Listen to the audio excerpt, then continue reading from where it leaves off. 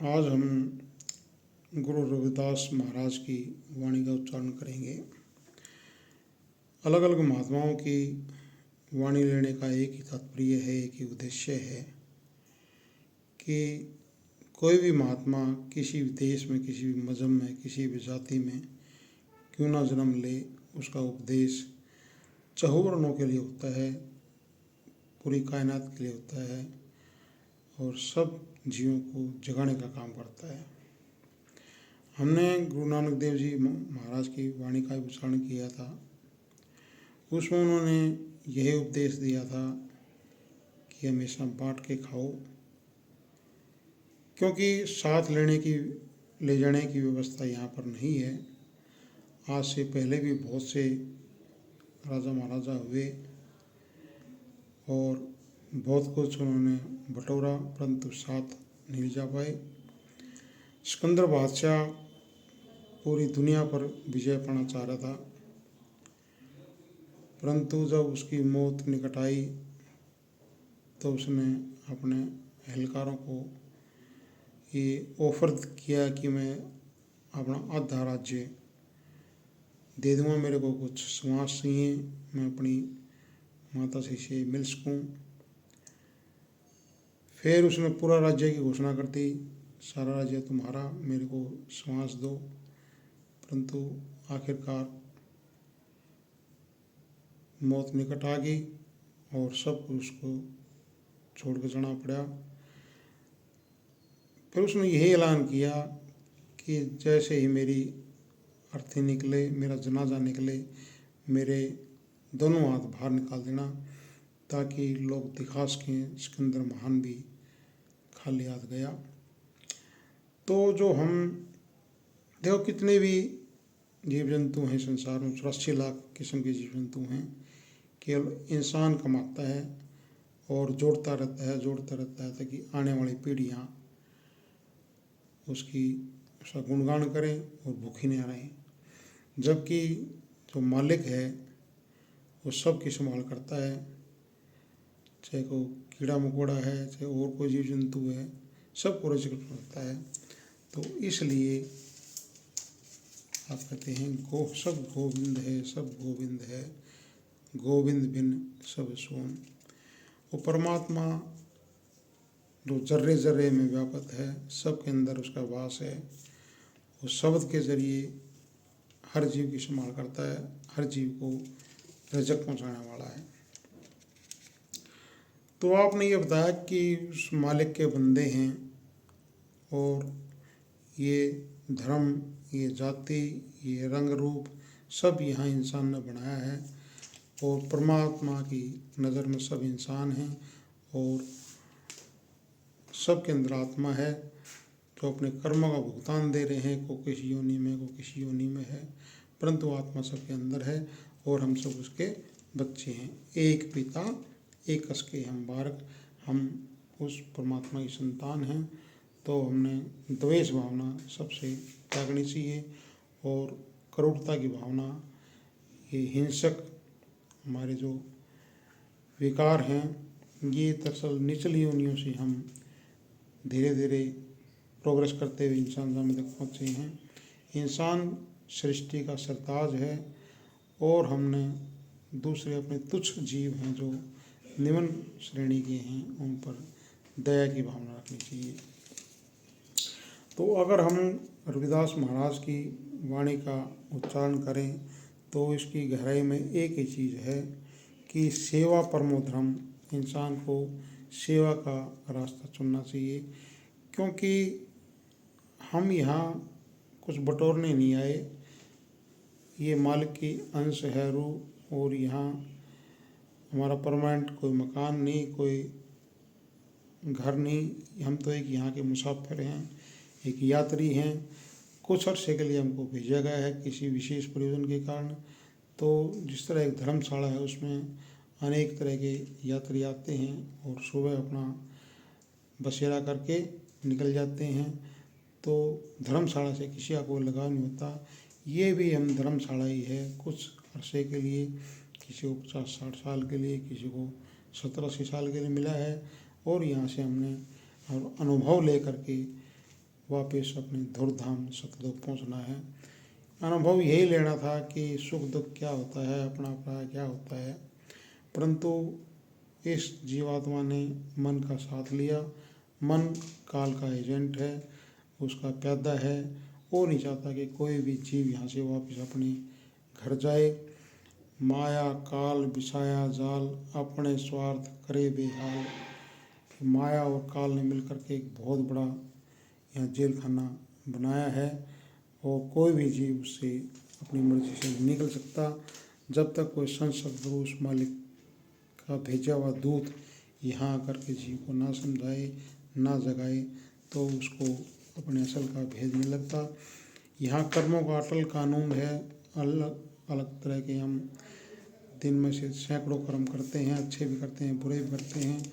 अच्छे करते हैं तो अगला जन्म हमारा सेठ साहूकार का हो जाता है, राज्य महाराजा का, किसी देव देवता का हो जाता है। वो भी भोग दुनिया है, कुछ अरसे के लिए है। और बुरे कर्म करते हैं तो 84 लाख दुनिया हमेशा तैयार रहती है। अब 84 लाख में अगर हम एक एक साल भी गुजारें तो 84 लाख साल लग जाते हैं इंसान जामा मिलने में। और कई योनियाँ ऐसी हैं, पेड़ को देखो 200-200 साल खड़ा रहता है, उसकी ना कोई पुकार सुनने वाला है, ना कोई उसकी दरख्वास्त सुनने वाला है। उसका कोई उसकी टहनी तोड़े, उसके पत्ते तोड़े या उसको आरी चलाए, वो मुख दर्शक रहेगा, कोई भी प्रतिकार नहीं करेगा। तो ऐसी हरेक जोनी किसी में जाकर देख लो, सब में दुख ही दुख है, सब में पीड़ा ही पीड़ा है। एक आप खच्चर को देख लो, कितना वजन ला देते हैं, ऊपर से ऊपर छोटी पड़ती है। घोड़े को देख लो, तांगे में जो दिया जाता है, 10 सवारी बैठ जाती हैं, चला नहीं जाता, लड़खड़ा जाता है, फिर भी छोटी पड़ती है, फिर खींचना पड़ता है बाहर। तो किस योनि में आप सुख देख रहे हैं?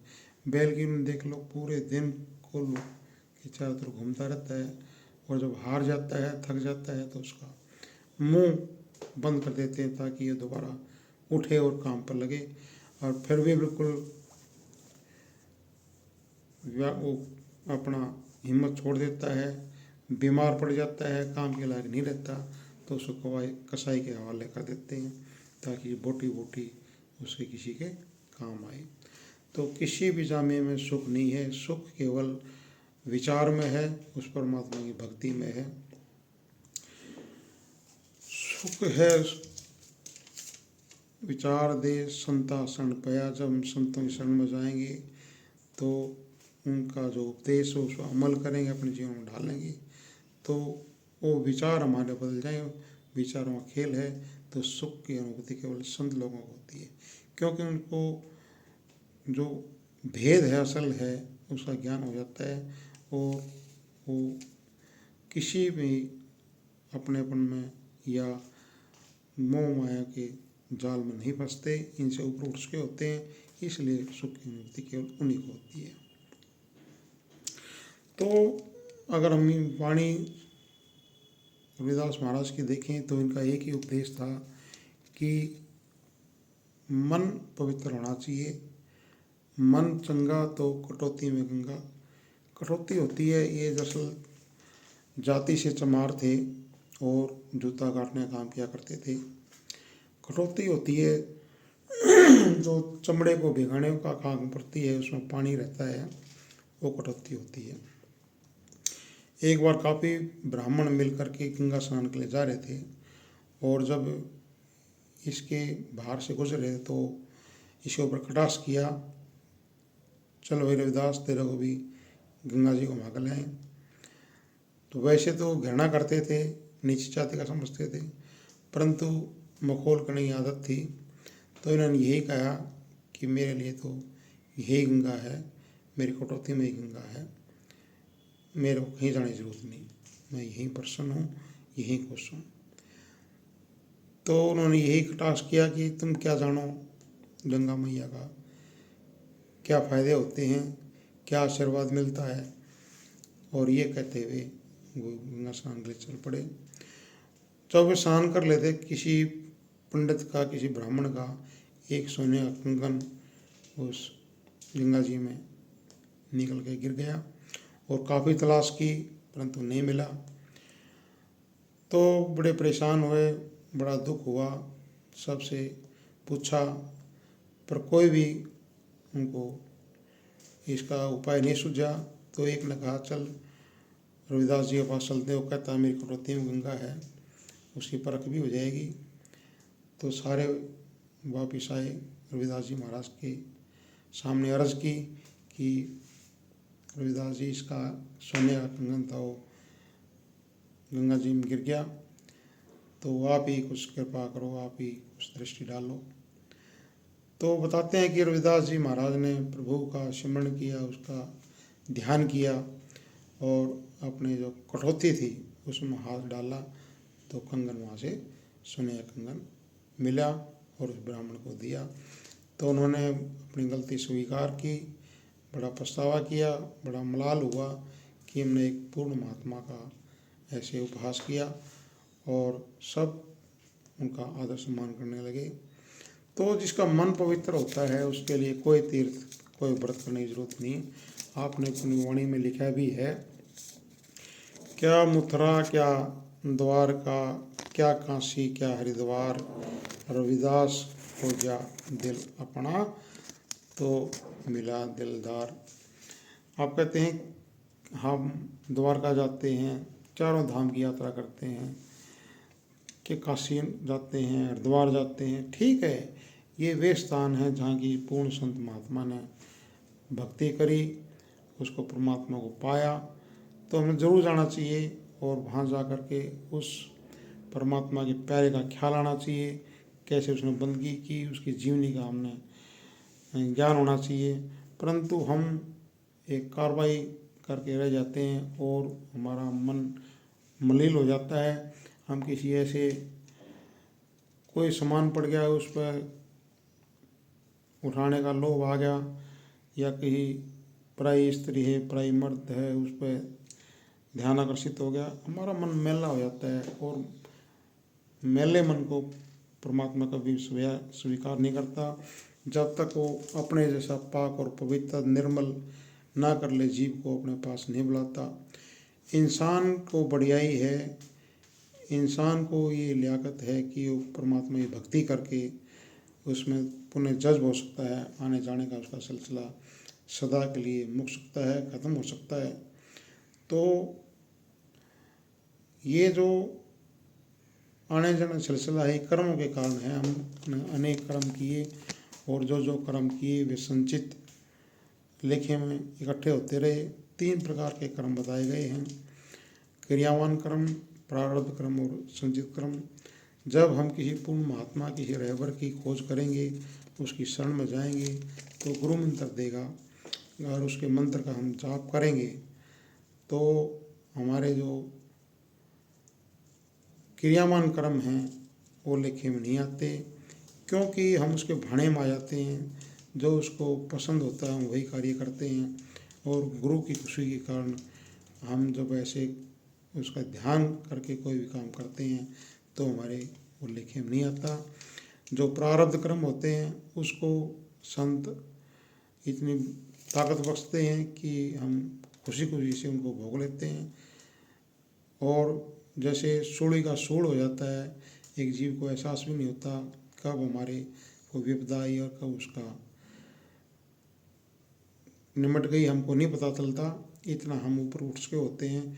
और जो संचित कर्म होते हैं, जब हम शब्द से जुड़ जाते हैं, तो कितने भी बड़े खोटे कर्म क्यों ना हों, सब जल करके सवा हो जाते हैं।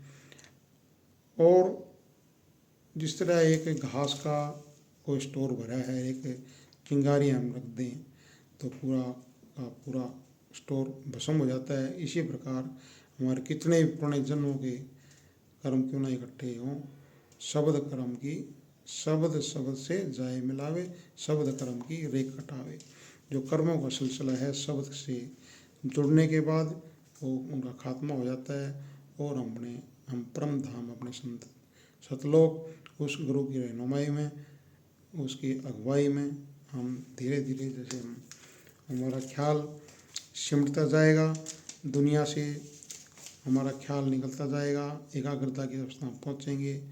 तो कबीर साहब भी अपनी वाणी में फरमाते हैं, आँख कान मुख बंद कराओ, अनहद जिंगा शब्द सुनाओ। ये हमारा 83% ख्याल आँखों के ज़रिए बाहर फैलता है, 13% कानों के ज़रिए और 7% जुबान के ज़रिए। अगर हम इन तीनों को बंद कर दें तो हमारी अंदर की आँखें खुल जाएंगी, जो उस अनहद वाणी को सुनेगी, उस प्रकाश को देखेगी। हमारे कान अंदर के खुल जाएंगे तो 24 घंटे वाणी गूंज रही है, उसकी धुन कानों में सुनाई देगी। दरअसल आँखों के ऊपर वो सतलोक है और आँखों के नीचे मृतलोक है। रूहानी दृष्टि से शरीर को 2 भागों में देखा गया है। ये आँखों के नीचे दुनिया के रंग तमाशे हैं और आँखों के ऊपर परमात्मा घरदर है, उसका वास है। हमने अपने ख्याल को समेट करके आँखों के ऊपर ले जाना है और ये तभी पॉसिबल होएगा जब किसी पूर्ण महात्मा की देहधारी संत की हम खोज करें, उसकी शरण लें, उसके उपदेश पर अमल करें, अपने जीवन में ढालें और जो गुरु मंत्र दे, जो नाम की बख्शिश करे, उसका सिमरण करें तो हमारा ख्याल अंदर की तरफ सिमटता जाएगा। दरअसल हमारे मन को एक कुदरती आदत है सिमरण करने की, याद करने की। हम दुनिया के सकल पदार्थों को, कोई भी है, हमारे अंतःकरण में बच जाती है और हम उसका ख्याल करते रहते हैं। किसी से हमारा कोई लेन देन है, किसी से हमारी बातचीत हुई है, उसका परछावा हमारे अंतःकरण में छप जाता है और जब मर्जी हमारा मन उस पर मनन करना शुरू देता है। तो महात्मा लोग कहते हैं कि इसकी जो कुदरती आदत है, इसका मनन करने की, सिमरण करने का फ़ायदा उठाओ और इसको जो गुरु मंत्र है उसके सिमरण में लगाओ। हम जैसे जैसे सिमरण करेंगे हमारा ख्याल एकाग्र होता चला जाएगा और जैसे ही हमारी तवज्जो आँखों के ऊपर आएगी तो वो गुरु, वो महात्मा जिसने नाम की बख्शिश करी है, ये शब्द का मार्ग समझाया है, अंतर्मुख भक्ति से हमको जोड़ा है, उसका नूरी स्वरूप वहाँ प्रकट हो जाएगा और फिर ये जीवात्मा शब्द के जरिए नीचे आई थी, शब्द के जरिए इसने वापिस आना है। शब्द शब्द पोड़ी हम रच्ची, चढ़ चढ़ पहुँचो नगरी सच्ची। ये शब्द का मार्ग है, ये जो नाम है, ये सृजनात्मक शक्ति है परमात्मा की और इसके ज़रिए ही पूरी कायनात की संभाल करता है। तो शब्द से हमको जुड़ना है और ये मंजिल दर मंजिल हम पार करते हुए और गुरु की रहनुमाई में अपने असल घर पहुंच जाते हैं। तो जब तक इंसान जामे में हमने फ़ायदा उठाना चाहिए और अपने असल को पहचानना चाहिए। एक वाणी में रविदास जी और बताते हैं कि एक माटी के सब भांडे, सबको एको सृजनहार, रविदास व्यापे एको सभय, घट भीतर बाहर कीजिए क्या विस्तार। हम सब एक मालिक के बंदे हैं, सबके अंदर खून बह रहा है, सब के अंदर शब्द का वास है। हम श्वास ले रहे हैं जब तक आस है, तो जब मालिक यहाँ से शब्द को वापस खींच ले जाता है किसी भी अंग से, तो बताते हैं कि लकवा मार गया इसको, वो अंग काम करना बंद कर देता है। इसी प्रकार ये जो रचना है, ये जो सृष्टि है चल रही है, जब परमात्मा अपनी मौज में आकर के अपने शब्द को, अपने नाम को वापस खींच लेता है तो यहाँ प्रलय महाप्रलय हो जाती है, अंधकार सा जाता है। शब्दे धरती शब्दे आकाश, शब्दे शब्द भया प्रकाश, सगले सृष्टि शब्द के पाछे, नानक शब्द घटे घटाच्छे। हर जीव के अंदर वो शब्द है, उसके कारण हम चल फिर रहे हैं, बातें कर रहे हैं, घूम फिर रहे हैं और इस सृष्टि में खुश हैं। परंतु जब मालिक को लगता है यहाँ अत्याचार ज़्यादा बढ़ गया तो अपने शब्द को वापस खींच लेता है और उसकी मौत से यहाँ पर प्रलय महाप्रलय हो जाती है। अनेक तरह की नेचुरल कैलेमिटीज आ जाती हैं। स्त्रियाँ, पीछे भूस्खलन हुआ, तबाही हुई, बाढ़ आ गई, कभी सुनामी आ गई, कभी कोरोना की महामारी आई, ये सब उसकी मौत से होता है। जब यहाँ पर अत्याचार ज़्यादा बढ़ जाता है तो परमात्मा सब बराबर कर देता है। इसलिए हमारा फ़र्ज़ है इंसान जामे में हमने सब जीवों पर दया की भावना रखनी चाहिए। तो रविदास जी महाराज कहते हैं कि ये ऊंच नीच हमने यहाँ करके करी है, परमात्मा कभी इसका पक्षधर नहीं रहा। आप कहते हैं रविदास ब्राह्मण मत पूजिए जो होवे गुणहीन। अगर किसी के अंदर गुण होना किसी विशेष जाति का अधिकार नहीं है, किसी में भी हो सकता है।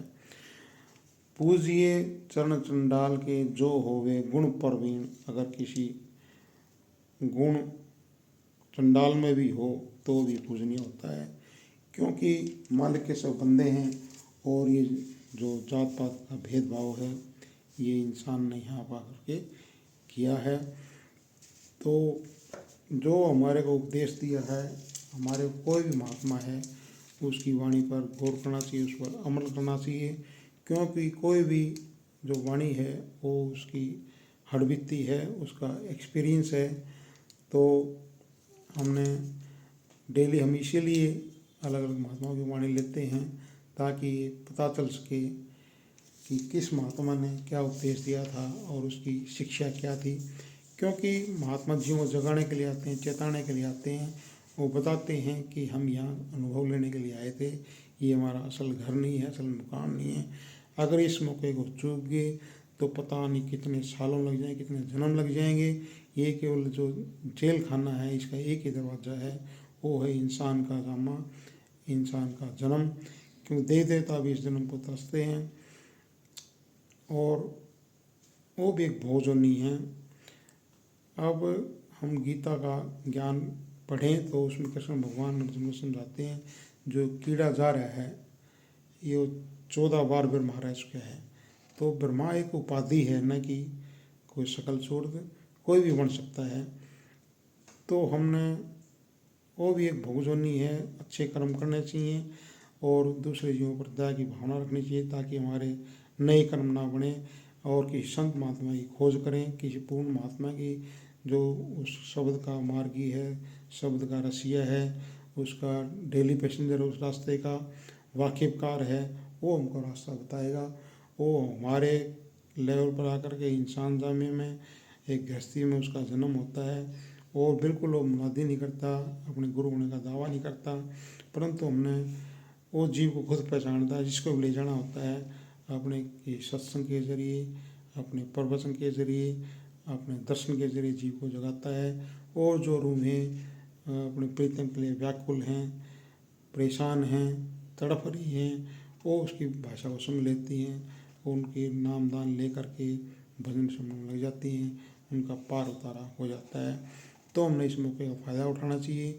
जितनी ज़िंदगी चली गई कोई मलाल नहीं।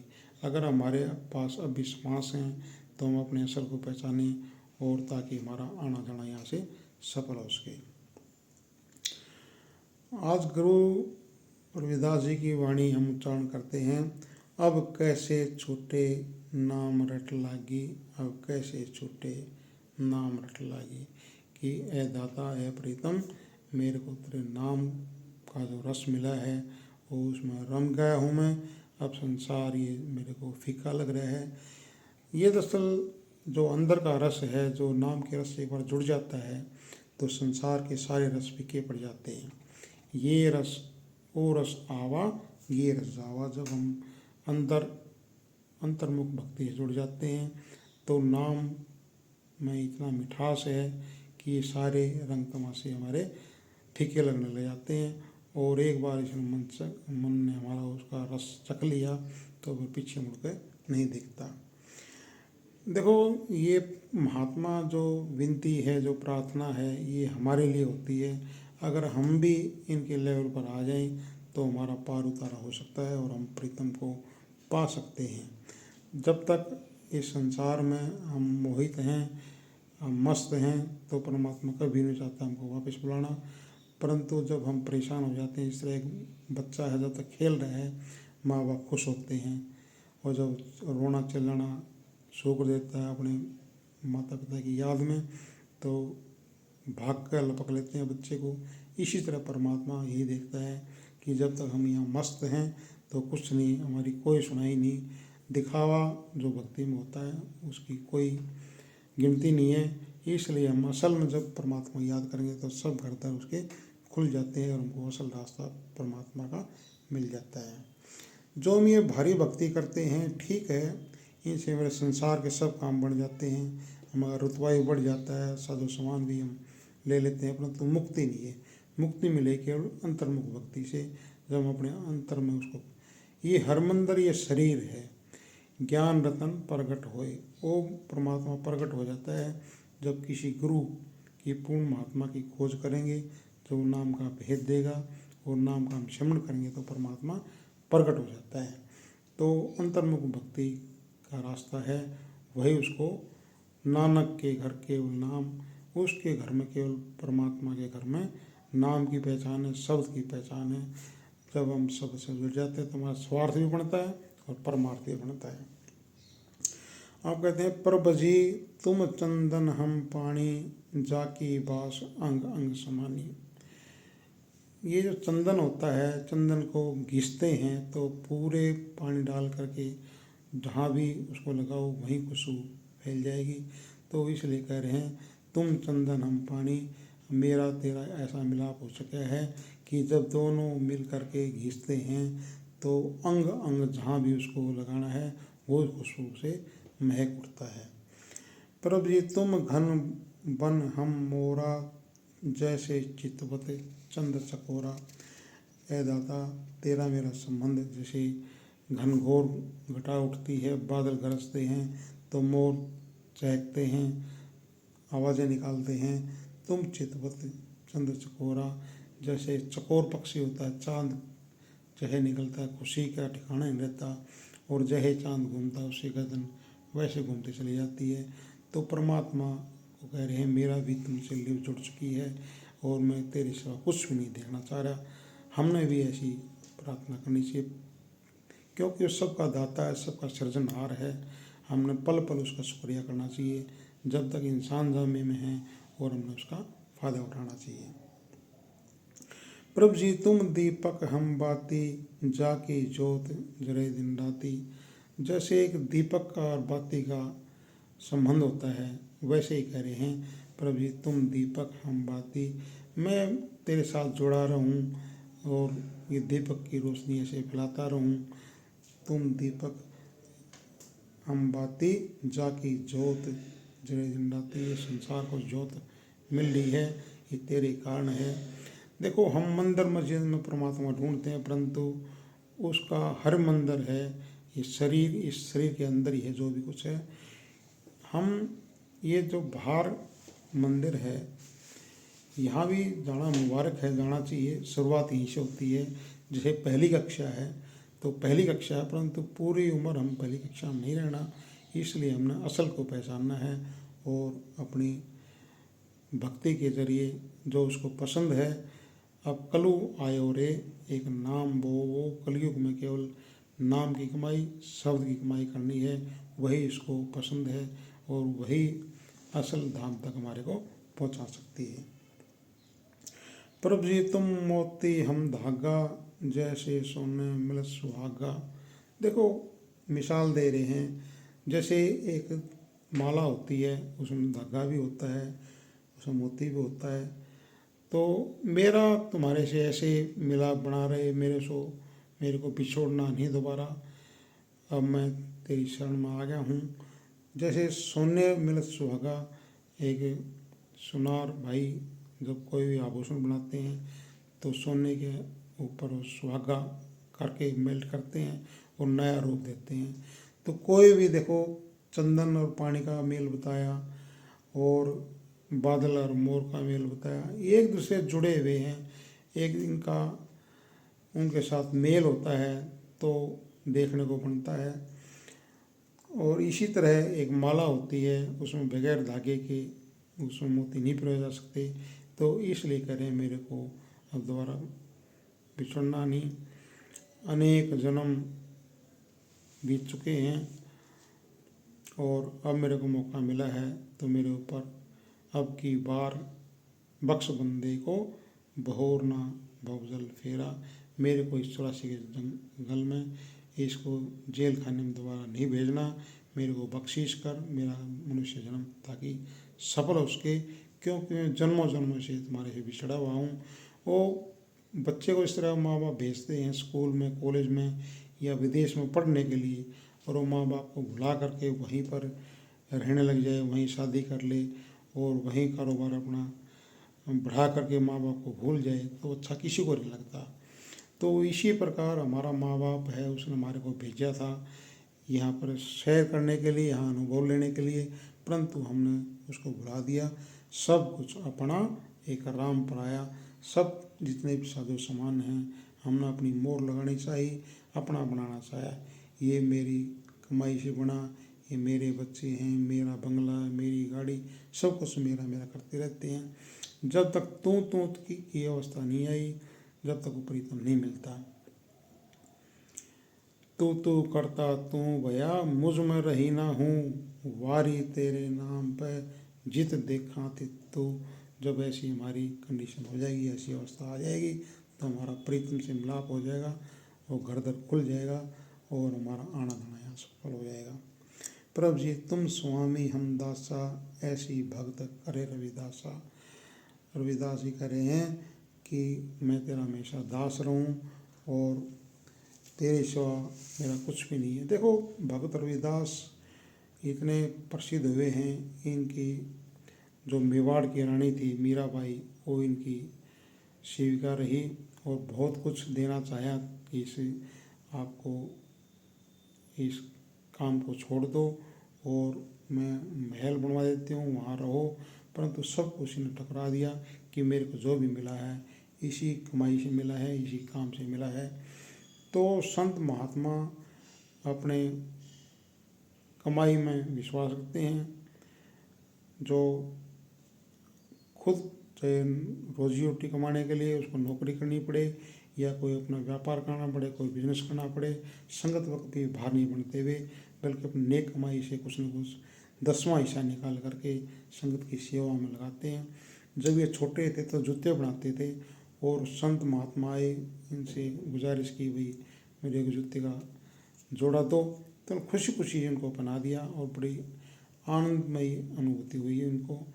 तो इनका मानना है कि हमेशा बांट के खाओ। तो हमने भी जो हम जोड़ने की, इकट्ठा करने की हमारी जो आदत बन चुकी है, उससे बाहर निकलना चाहिए, क्योंकि हम केवल अपने को कुछ अपने लिए जीवन जीना है और हम दूसरों के लिए गधे ना बनकर रहें। क्यों मालिक ने ये बख्शीश करी है, बार बार मौका नहीं मिलता।